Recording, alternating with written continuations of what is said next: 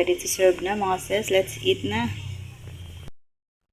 Okay, magigisa na tayo ng ating mga ricado.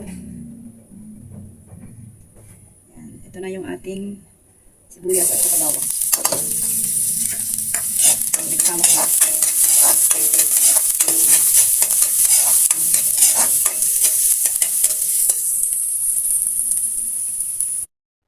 Yan, ilagay ko na din yung ating karne para habang nagigisa yung ating karne, yan, nagigisa na din yung ating sibuyas at saka bawang.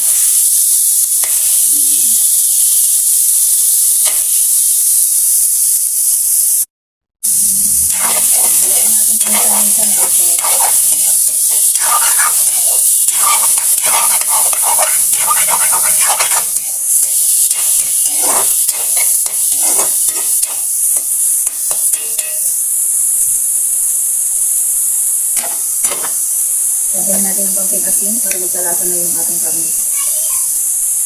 Yan.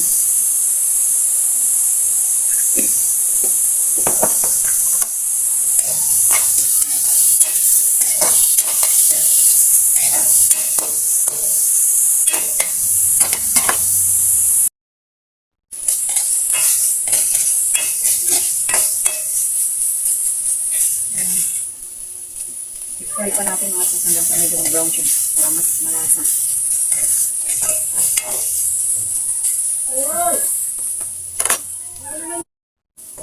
Ayan mga sis, pwede natin ilagay yung ating repolyo.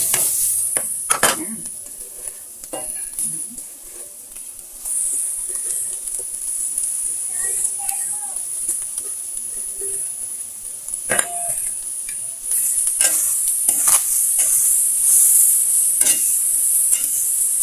Yung ating bell pepper.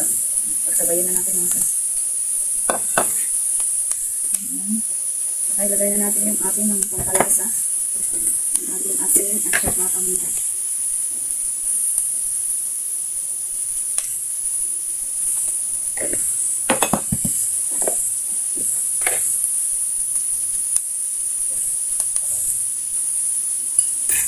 Yung ating magic sarap.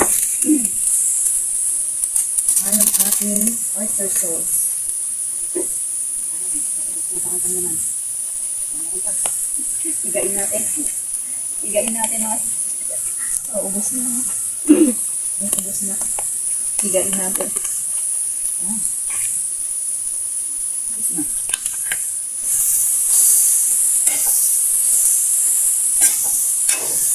Higain natin ng konting sabaw.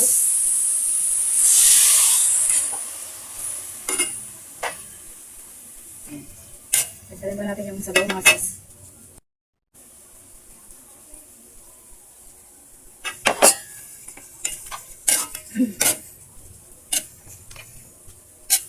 Nisimmer lang natin ito ng mga 2 minutes. Ayan, ito na mga sis. Para hindi ma-overcook yung ating repolyo.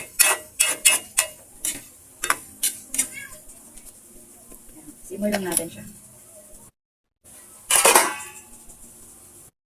Yan, tingnan natin mga sis. Dahil ito ay luto na. Tingnan natin kung tama yung alam natin. Sarap. Very good.